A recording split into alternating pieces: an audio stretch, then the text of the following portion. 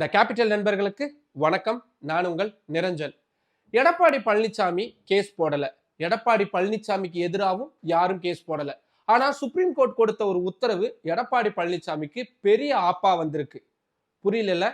அது என்னன்றது தெரிஞ்சுக்கிறதுக்கு முன்னாடி இந்த வீடியோவை பாருங்க. கோயில் பணம் இருந்தது, அறநிலைத்துறையில பணம் இருந்தது, பொறுக்க முடியல. ஏன்னா நான் சொல்லக்கூடாது, என்ன நீங்களே புரிஞ்சுக்கங்க. அது சொன்னா வேற விதமாயிரும். கண்ணு உறுத்துது, கோயிலை கண்டாவே கண்ணு உறுத்துது. அது இருக்கிற பணத்தை எல்லாம் எடுத்து கல்லூரி கட்ட ஆரம்பிக்கிறாங்க. ஏங்க, கோயில் கட்டுறதுக்காக உங்களை போல் இருக்கின்ற நல்ல உள்ளம் படைத்தவர்கள், தெய்வ பக்தி படைத்தவர்கள் உண்டியில போய் பணம் போடுறீங்க. அது அறநிலைத்துறைக்கு சேருது. அது எதுக்காக சேருது? எதுக்காக நீங்க உண்டியில பணம் போடுறீங்க? அந்த கோயில் அபிவிருத்தி பண்ணணும், அந்த கோயில் விரிவுபடுத்த வேண்டும், அதுக்காக நீங்க போடுறீங்க. அந்த பணத்தை எடுத்து கல்லூரி கட்டல. ஏன் அரசாங்கத்திலிருந்து கல்லூரி கட்ட வேண்டாமா? நாங்க கொடுத்தோம்ல, அண்ணா திமுக ஆட்சியில இத்தனை கல்லூரி நான் கட்டி கொடுத்துக்கிறோம். மருத்துவ கல்லூரி, நான் சொன்ன அத்தனை கல்லூரியும் அரசாங்க பணத்தில் கொடுத்திருக்கிறோம். நீங்க அப்படி அல்ல, வேண்டுமென்றே திட்டமிட்டு அறநிலைத்துறையில் இருக்கின்ற அந்த நிதியை எடுத்து இதற்கு செலவழிப்பது எந்த விதத்தில் நியாயம்? சிந்திச்சு பாருங்க. இதெல்லாம் ஒரு சதி செயலாத்தான் மக்கள் பார்க்கிறாங்க. பாத்தீங்களா? இது கடந்த ஜூலை 9 எடப்பாடி பழனிசாமி அவர் நடத்திட்டு இருக்கக்கூடிய அதிமுகவுடைய தேர்தல் பிரச்சார கூட்டத்துல பேசினது. அதுல அவர் என்ன சொல்றாரு? கோவில்ல பக்தர்கள் போடக்கூடிய காணிக்கையை எடுத்து கல்விக்காக செலவு பண்ணுது திமுக அரசு அப்படின்றத விமர்சனமா முன் வச்சிருக்கிறாரு. இப்போ எடப்பாடி பழனிசாமி பேசினார்ல, அதே விஷயங்களை உச்ச நீதிமன்றத்துல ஒருத்தர் பெட்டிஷனா ஃபைல் பண்ணியிருந்தாரு. அந்த பெட்டிஷனை விசாரிச்ச உச்ச நீதிமன்றம் தள்ளுபடி செஞ்சிருக்கிறாங்க. தள்ளுபடி செஞ்சது மட்டும் இல்லாம ரொம்ப ரொம்ப முக்கியமான வார்த்தையை, தமிழ்நாட்டுக்கு இன்றைய காலகட்டத்துக்கு தேவைப்படக்கூடிய மிக முக்கியமான சில வாசகங்களையும் நீதிபதிகள் பயன்படுத்தி இருக்கிறாங்க. நமக்கு தெரியும், தமிழ்நாட்டுல ஏராளமான கோவில்கள் அப்படின்றது இருக்கு. அந்த கோவில்களை தமிழ்நாடு அரசுக்கு கீழே செயல்படக்கூடிய இந்து சமய அறநிலையத்துறை தான் நிர்வகிச்சுக்கிட்டு இருக்கிறாங்க. அந்த கோவில்ல இருந்து வரக்கூடிய பணத்தை பொதுமக்களுடைய நலனுக்காகவும் கோவிலுடைய மேம்பாட்டுக்காகவும் செயல்படுத்துவாங்க. ஆனா இந்த இந்து சமய அறநிலையத்துறையை கலைச்சிடணும், கோவில்கள் அத்தனையும் தனியார்கிட்ட ஒப்படைச்சிடணும் அப்படின்ற கோரிக்கையை பாரதிய ஜனதா கட்சி மாதிரியான தீவிரமான இந்துத்துவா பேசக்கூடிய கட்சிகளும் சரி, அமைப்புகளும் சரி வலியுறுத்திக்கிட்டே இருக்கிறாங்க. அப்படி சென்னையில இருக்கக்கூடிய கபாலீஸ்வரர் கோயிலிருந்து இருந்து வரக்கூடிய வருமானத்தை கல்விக்காக செலவு பண்றாங்க, அதை தடுத்து நிறுத்தணும் அப்படின்னு டி.ஆர். ரமேஷ் அப்படின்றவர் உச்ச நீதிமன்றத்துல ஒரு பெட்டிஷன் ஃபைல் பண்றாரு. என்ன சொல்றாரு? இந்த கபாலீஸ்வரர் கோயிலுக்கு கீழே ஒரு 10 கோவில்கள் இருக்கு, அந்த கோவில்களுக்கு நிலங்கள் அப்படின்றதும் இருக்கு. அப்படி கொளத்தூர்ல இருக்கக்கூடிய சோமநாதர் கோவிலுக்கு கீழே சில நிலங்கள் அப்படின்றது இருக்கு. அந்த நிலத்துல கபாலீஸ்வரர் கோவில் பெயர்லயே கல்லூரி கட்டி இருக்கிறாங்க. கட்டினதோடு மட்டும் இல்லாம இப்ப அங்க மாணவர்கள் படிச்சுக்கிட்டும் இருக்கிறாங்க. அந்த கல்லூரிக்கு அமைஞ்சிருக்கக்கூடிய நிலம் அப்படின்றது கோவிலுக்கு சொந்தமானது. அது மட்டும் இல்லாம கோவிலுக்கு வரக்கூடிய வருமானத்துல பெரும்பகுதியை எடுத்து அந்த கல்லூரிக்காக செலவு செஞ்சுக்கிட்டு இருக்காங்க. இது அத்தனையும் தப்பு. உடனடியா அந்த கல்லூரி செயல்படுறத நிறுத்தணும். அந்த கோவில் நிர்வாகத்துடைய பணத்துல இருந்து கல்லூரிக்கு போகக்கூடிய அத்தனை பணத்தையும் உடனடியா தடுத்து நிறுத்தணும் அப்படின்றத கோரிக்கையா முன் வச்சாரு. ஏற்கனவே இதே கேஸ் அவரு சென்னை ஹைகோர்ட்ல போட்டிருந்தாரு. ஆனா சென்னை ஹைகோர்ட் டிஸ்மிஸ் பண்ணிட்டாங்க. அதனாலதான் சுப்ரீம் கோர்ட்ல அப்பீல் ஃபைல் பண்ணியிருந்தாரு. அப்படி தாக்கல் செய்யப்பட்ட அந்த மேல்முறையீட்டு மனு மீதான விசாரணை தான் உச்ச நீதிமன்றத்துல விக்ரம் நாத் தலைமையிலான அமர்வு முன்னாடி விசாரணைக்கு வருது. பெட்டிஷனை படிச்சு பாக்குறாரு நீதிபதி, எடுத்தோடனே கடுப்பாயிடுறாரு. என்ன பெட்டிஷன் இது? ஒரு கோவில் நிர்வாகம் பொதுமக்கள் காணிக்கையா கொடுக்கறாங்க, அந்த பணத்துல இருந்து எடுத்து வீணா ஏதாவது செலவு செஞ்சாங்கன்னா நீங்க கேள்வி கேட்கலாம். கல்லூரி அமைச்சு ஒரு 700-800 மாணவர்களுக்கு கல்வி கொடுத்துக்கிட்டு இருக்காங்க, இதுல என்ன தப்பு இருக்கு அப்படின்னு கேக்குறாங்க.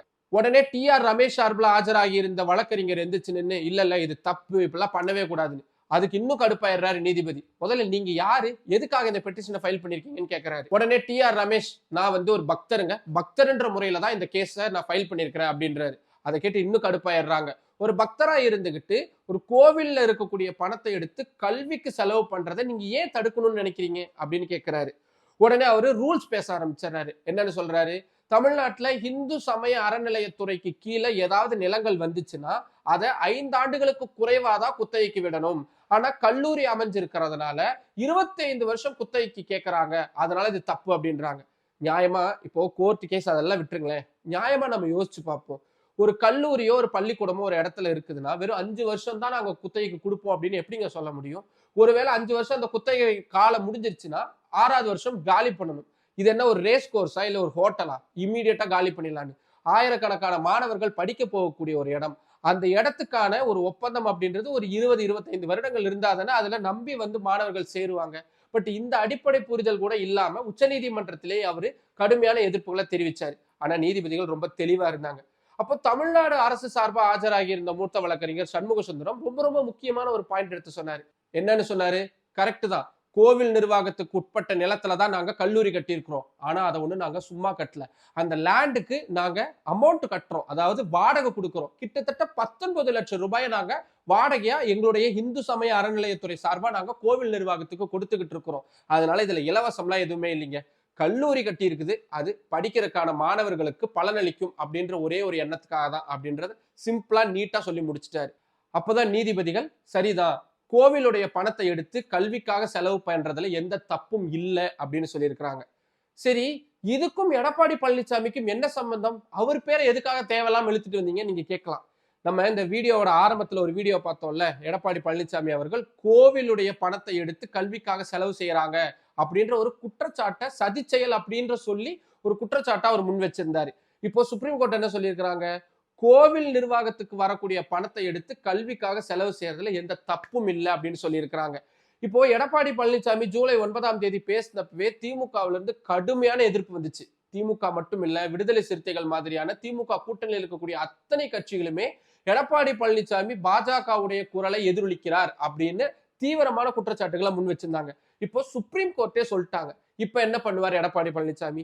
ஏன்னா இதுக்கு முன்னாடி பழனி ஆண்டவர் பாலிடெக்னிக் கல்லூரி அப்படின்ற ஒரு கல்லூரியை எடப்பாடி பழனிசாமி அவர்கள் தான் பழனி கோவிலுக்கு வரக்கூடிய காணிக்கையிலிருந்து வரக்கூடிய தொகையை வச்சு அதுக்கான சில கட்டிடங்கள்லாம் கட்டியிருந்தாரு. அதுக்கு அடிக்கல் நாட்டி அதோடைய அந்த கல்வெட்டெல்லாம் கூட வச்சிருந்தா அது இப்பவும் இருக்கு. பாஜகவோட கூட்டணி வச்சோம் அப்படின்ற ஒரே காரணத்துக்காகவே மக்கள் நலனுக்கு எதிரான விஷயங்களை எடப்பாடி பழனிசாமி பேசுறாரு அப்படின்னு திமுக கூட்டணியில் இருக்கவங்க எல்லாம் விமர்சனங்கள் வச்சாங்கன்னா அதை அதிமுக எப்படி கையாள போறாங்க? தேர்தல் நெருங்கிட்டு வரக்கூடிய சூழல்ல இப்படியான சின்ன சின்ன விஷயங்கள் கூட பெரிய தாக்கத்தை ஏற்படுத்தும். இப்போ உச்சநீதிமன்றம் சொல்லி இருக்கக்கூடிய இந்த வார்த்தைகளை அப்படியான ஒரு தேர்தல் ஆயுதமா எதிர்கட்சிகள், அதாவது திமுக கூட்டணி கட்சிகள் மாற்றுவதற்கான வாய்ப்பு ரொம்ப ரொம்ப அதிகமா இருக்கு. சோ வரக்கூடிய நாட்கள்ல இப்படியான தலைவர்கள் பேசக்கூடிய ஒவ்வொரு வார்த்தைகளும் ரொம்ப ரொம்ப முக்கியம். அதுக்கான எதிர்வினை 2 மாசம் கழிச்சு கூட எங்கிருந்து வேணாலும் வரலாம் அப்படின்றதையும் நம்ம இதன் மூலியமா புரிஞ்சுக்க வேண்டியதா இருக்கு. இப்போ உச்சநீதிமன்றத்துடைய இந்த கருத்து சரியா, இல்ல எடப்பாடி பழனிசாமி அவர்கள் சொன்ன கருத்து சரியா, இல்ல அந்த மனுதாரர் சொல்லி இருக்கக்கூடிய கருத்து சரியா? உங்களுக்கு எது தோணுதோ அதை கீழே கமெண்ட் பாக்ஸ்ல சொல்லுங்க. மற்றும் ஒரு வீடியோவில் சந்திக்கலாம். நன்றி. நம்மளோட இந்த கேபிட்டல் சேனலை இன்னும் நிறைய பேர் சப்ஸ்கிரைப் பண்ணாம பார்த்துட்டு இருக்கீங்க. உங்களுக்கே தெரியும், உங்களுடைய ஆதரவின் அடிப்படையில தான் இந்த சேனலை நான் ரன் பண்ணிக்கிட்டு இருக்கிறேன். இப்போ சுப்ரீம் கோர்ட்ல நடந்த இந்த ஒரு வழக்கு அப்படின்றது தமிழ்நாடு அரசியல்ல நேரடியா தாக்கத்தை ஏற்படுத்தாதுன்னு சொல்லவே முடியாது. அப்படி இவ்வளவு முக்கியத்துவம் வாய்ந்த விஷயங்களையும் தமிழ் மக்கள்கிட்ட கொண்டு போய் சேர்க்கணும் அப்படின்றதுக்காக தான் டெல்லியில இருந்து இந்த சேனல் நான் ரன் பண்ணிக்கிட்டு இருக்கிறேன். இதுக்காக நான் உங்கள்கிட்ட இருந்து எதிர்பார்க்கறது உங்களுடைய ஆதரவு மட்டும்தான். நம்ம சேனலை சப்ஸ்கிரைப் பண்ணுங்க, நம்ம வீடியோஸை நிறைய பேர் கொண்டு போய் சேருங்க, லைக் பண்ணுங்க, கமெண்ட் பண்ணுங்க. உங்களுடைய ஆதரவை அதிக அளவில் தாருங்கள். நன்றி.